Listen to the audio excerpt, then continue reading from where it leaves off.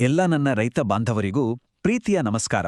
ಇವತ್ತು ನಮ್ಮ ಮೆಣಸಿನ ಬೆಳೆಗೆ ಬರೋ ಬಹು ದೊಡ್ಡ ಶತ್ರು ಅಂದ್ರೆ ಈ ಸೊರಗು ರೋಗ ಇದೆಯಲ್ಲ, ಅದನ್ನ ಬುಡಸಮೇತ ಕಿತ್ತಾಕೋದು ಹೇಗೆ ಅಂತ ನೋಡೋಣ ಬನ್ನಿ. ನಿಮ್ಮ ಹೊಲದಲ್ಲಿಯೂ ಹೀಗೆ ಆಗಿದ್ಯಾ? ಚೆನ್ನಾಗಿರೋ ಗಿಡ ಮಣ್ಣಲ್ಲೇ ತೇವಾಂಶ ಇದ್ರೂ ಕೂಡ ಇದ್ದಕ್ಕಿದ್ದಾಗೆ ಯಾಕೆ ಬಾಡಿ ಸತ್ತೋಗುತ್ತೆ? ಇದು ನಿಜಕ್ಕೂ ಎಷ್ಟೋ ರೈತರನ್ನ ಕಾಡೋ ದೊಡ್ಡ ಪ್ರಶ್ನೆ.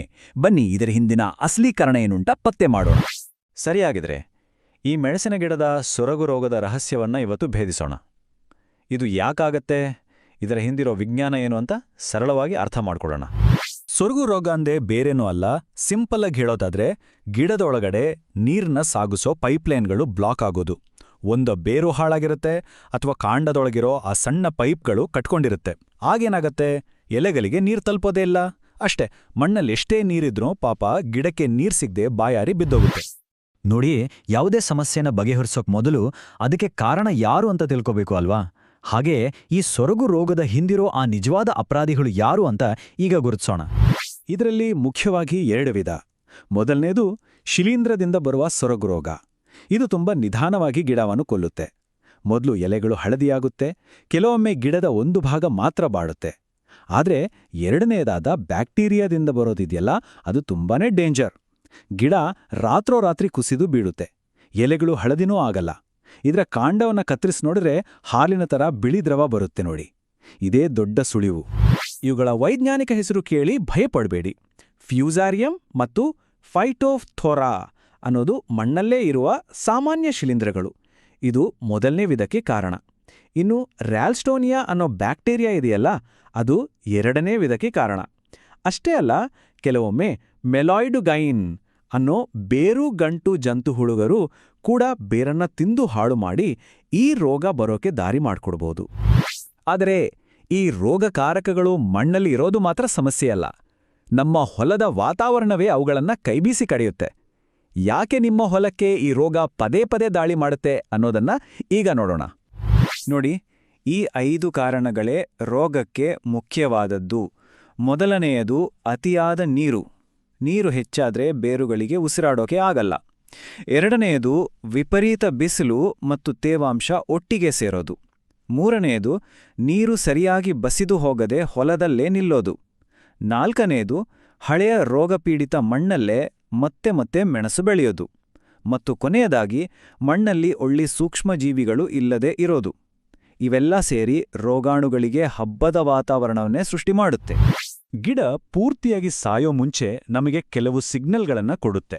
ಮಧ್ಯಾಹ್ನದ ಬಿಸಿಲಿಗೆ ಬಾಡಿ ರಾತ್ರಿ ಹೊತ್ತು ಮತ್ತೆ ಚೇತರಿಸ್ಕೊಳ್ಳೋದು, ಕೆಳಗಿನ ಎಲೆಗಳು ಹಳದಿಯಾಗೋಕೆ ಶುರುವಾಗೋದು, ಕಾಂಡದ ಬುಡ ಕಪ್ಪಾಗೋದು, ಗಿಡದ ಬೆಳವಣಿಗೆ ನಿಂತು ಹೂವು ಉದ್ರೋಕ್ ಶುರುವಾಗೋದು. ಈ ಹಂತದಲ್ಲಿ ನೀವು ಎಚ್ಚೆತ್ತರೆ ಗಿಡವನ್ನ ಖಂಡಿತ ಉಳಿಸ್ಕೊಳ್ಬೋದು. ವೇಗವಾಗಿ ಕ್ರಮ ಕೈಗೊಳ್ಬೇಕಷ್ಟೇ. ಸರಿ, ಈಗ ಸಮಸ್ಯೆ ಏನು ಅಂತ ಪಕ್ಕಾ ಗೊತ್ತಾಯ್ತು, ಕಾರಣ ಏನು ಅಂತನೂ ಗೊತ್ತಾಯ್ತು. ಬನ್ನಿ, ನಮ್ಮ ಬೆಳೆಯನ್ನ ರಕ್ಷಿಸೋಕೆ ಒಂದು ಬಲವಾದ ರಕ್ಷಣಾ ಯೋಜನೆಯನ್ನ, ಒಂದು ಡಿಫೆನ್ಸ್ ಪ್ಲಾನ್ ಅನ್ನ ಸಿದ್ಧ ಮಾಡ್ಕೊಳ್ಳೋಣ. ನಮ್ಮ ಮೊದಲ ಅಸ್ತ್ರ ಸೌರೀಕರಣ. ಇದನ್ನ ಮಣ್ಣಿನ ರೀಸೆಟ್ ಬಟನ್ ಅಂತಾನೆ ಕರಿಬಹುದು. ಗಿಡ ನೆಡೋಕೆ ಮುಂಚೆ ಮಣ್ಣಿಗೆ ಚೆನ್ನಾಗಿ ನೀರ್ ಹಾಯಿಸಿ ಒಂದು ಪಾರದರ್ಶಕ ಪ್ಲಾಸ್ಟಿಕ್ ಶೀಟ್ನಿಂದ ಮುಚ್ಚಿಬಿಡಿ. ಒಳ್ಳೆ ಬಿಸಿಲುಗಾಲದಲ್ಲಿ 3 ರಿಂದ 4 ವಾರ ಹೀಗೆ ಬಿಟ್ರೆ ಸಾಕು. ಸೂರ್ಯನ ಶಾಖಗೆ ಮಣ್ಣೊಳಗಿನ ಎಲ್ಲಾ ಕೆಟ್ಟ ರೋಗಕಾರಕಗಳು ಬೆಂದು ಸತ್ತೋಗ್ತವೆ. ಎರಡನೇ ತಂತ್ರ, ಸೂಕ್ಷ್ಮಜೀವಿಗಳ ಗುರಾಣಿ. ಹೇಗೆ ನಮ್ಮ ದೇಶಕ್ಕೆ ಸೈನಿಕರು ಕಾವಲೋ ಹಾಗೆ ನಮ್ಮ ಗಿಡದ ಬೇರೆಗಳಿಗೆ ಉಪಯುಕ್ತ ಸೂಕ್ಷ್ಮಜೀವಿಗಳ ಒಂದು ಸೈನ್ಯವೇ ಕಾವಲ್ಬೇಕು. ಇವು ಮಣ್ಣಲ್ಲಿರೋ ಹಾನಿಕಾರಕ ರೋಗಾಣುಗಳನ್ನ ಬೆಳೆಯೋಕ್ ಬಿಡದೆ ಗಿಡವನ್ನ ಕಾಪಾಡ್ತವೆ. ಇದಕ್ಕಾಗಿ ನಮ್ಮ ಕೈಯಲ್ಲೇ 2 ಶಕ್ತಿಶಾಲಿ ಸಾವಯವ ಅಸ್ತ್ರಗಳಿವೆ.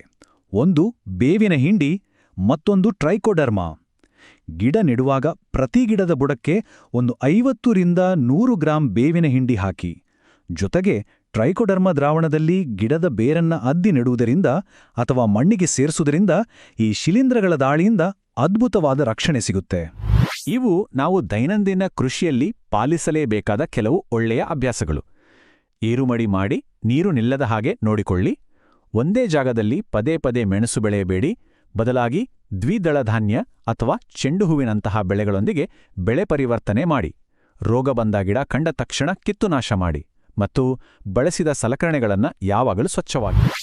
ಒಂದು ವೇಳೆ ರೋಗ ಕೈಮೀರಿ ಹೋಗ್ತಿದೆ, ಬೇರೆ ದಾರಿಯೇ ಇಲ್ಲ ಅನ್ಸಿದ್ರೆ ಮಾತ್ರ ಕೊನೆಯ ಉಪಾಯವಾಗಿ ರಾಸಾಯನಿಕಗಳನ್ನು ಬಳಸಿ. ಶಿಲೀಂಧ್ರ ರೋಗಕ್ಕೆ ಕಾರ್ಬೆಂಡೆಸಿಮ್ ಅಥವಾ ಮೆಟಲಾಕ್ಸಿಲ್ ಜೊತೆಗೆ ಮ್ಯಾಂಕೋಸೆಬ್. ಬ್ಯಾಕ್ಟೀರಿಯಾ ರೋಗಕ್ಕೆ ಕಾಪರ್ ಆಕ್ಸಿಕ್ಲೋರೈಡ್. ಆದರೆ ಒಂದು ಕಥೆ ನೆನ್ಪಿಡಿ, ರಾಸಾಯನಿಕ ಬಳಸುವ ಮುನ್ನ ನಿಮ್ಮ ಹತ್ತಿರದ ಕೃಷಿ ಅಧಿಕಾರಿಯ ಸಲಹೆ ಪಾಲಿಸೋದು ತುಂಬಾನೇ ಮುಖ್ಯ. ಈಗ ನಾವು ಅತಿ ಮುಖ್ಯವಾದ ಭಾಗಕ್ಕೆ ಬಂದಿದ್ದೇವೆ. ಇಷ್ಟೆಲ್ಲ ಚರ್ಚೆ ಮಾಡಿದ್ವಲ್ಲ, ಇದರ ಸಾರಾಂಶ ಏನು ಅಂದ್ರೆ, ಈ ರೋಗವನ್ನು ಬರದಂತೆ ತಡೆಯಲು ನಾವು ಪಾಲಿಸಬೇಕಾದ ಕೆಲವು ಸುವರ್ಣ ನಿಯಮಗಳು. ಆರೋಗ್ಯಕರವಾದ ಮೆಣಸಿನ ಬೆಳೆಗೆ ಇದೆ ನೋಡಿ ಗೋಲ್ಡನ್ ಫಾರ್ಮುಲಾ. ನೀರು ಚೆನ್ನಾಗಿ ಬಸಿದು ಹೋಗುವ ಮಣ್ಣು ಇರಲೇಬೇಕು. ಬೇರುಗಳಿಗೆ ಚೆನ್ನಾಗಿ ಆಮ್ಲಜನಕ ಸಿಗಬೇಕು. ಮಣ್ಣಿನಲ್ಲಿ ಉಪಯುಕ್ತ ಸೂಕ್ಷ್ಮಜೀವಿಗಳ ಸಂಖ್ಯೆಯನ್ನು ಹೆಚ್ಚಿಸಬೇಕು. ರೋಗದ ಆರಂಭಿಕ ಲಕ್ಷಣಗಳನ್ನು ಬೇಗ ಗುರುತಿಸಬೇಕು. ಬೆಳೆ ಪರಿವರ್ತನೆ ಮಾಡಲೇಬೇಕು. ಮತ್ತು ಮಣ್ಣಲ್ಲಿ ತೇವಾಂಶ ಹೆಚ್ಚು ಆಗದಂತೆ ಕಡಿಮೆನೂ ಆಗದಂತೆ ನೋಡ್ಕೋಬೇಕು. ಇದಿಷ್ಟನ್ನೂ ಪಾಲಿಸಿದ್ರೆ ಗೆಲುವು ಖಂಡಿತ ನಿಮ್ದೇ. ಹಾಗಾಗಿ ಒಂದು ಮಾತನ್ನ ಯಾವಾಗ್ಲೂ ನೆನಪಿನಲ್ಲಿಟ್ಕೊಳ್ಳಿ. ರೋಗ ಬಂದ ಮೇಲೆ ಪರಿಹಾರ ಹುಡುಕೋದಕ್ಕಿಂತ ಅದು ಬರದಂತೆ ತೊಡೆಯುವುದೇ ಅತ್ಯುತ್ತಮ ಮತ್ತು ಜಾಣತನದ ದಾರಿ. ಇವತ್ತಿನ ಈ ಮಾಹಿತಿ ನಿಮ್ಮ ಬೆಳೆಯನ್ನು ರಕ್ಷಿಸಲು ಸಹಾಯ ಮಾಡ್ತದೆ ಅಂತ ನಾನು ನಂಬಿದ್ದೀನಿ.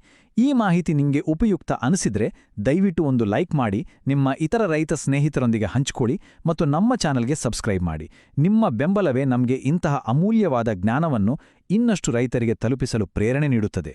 ನಿಮ್ಮ ಒಂದೊಂದು ಲೈಕ್ ಕೂಡ ಇನ್ನಷ್ಟು ಉಪಯುಕ್ತ ಮಾಹಿತಿಗಳನ್ನು ತರಲು ನಮಗೆ ದೊಡ್ಡ ಸ್ಫೂರ್ತಿ.